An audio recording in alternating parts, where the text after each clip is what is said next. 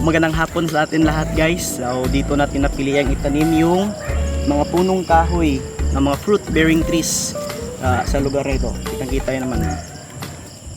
So ito ay bakanteng lote na tinutubuan na lamang ng mga damo, kaya dito ko na lang naisipan itanim kaysa yung mga damo ang tumubo. So kaya yung punong kahoy na lang na namumunga or yung fruit bearing trees, mas open yung ganun, at least ating napapakinabangan. Kaya tara guys, magtanim na tayo.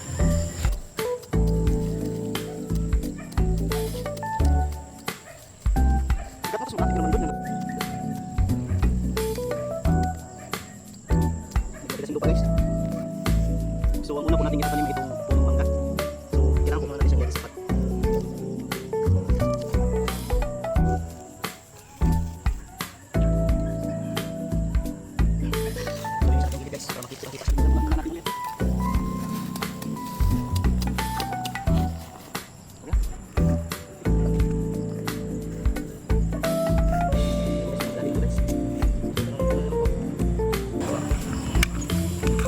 Ayan po yung puno ng avocado. Ito po, itatanim na natin.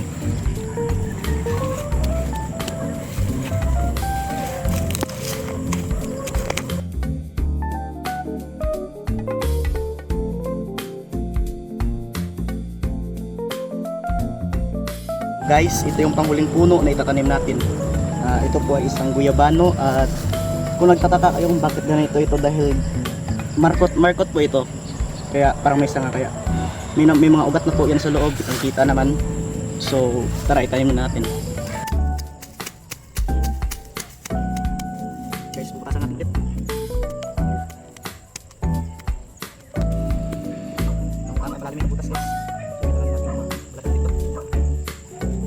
Stick na ilalagay natin guys, palatandaan kung meron bang itinaas yung itanim nating puno.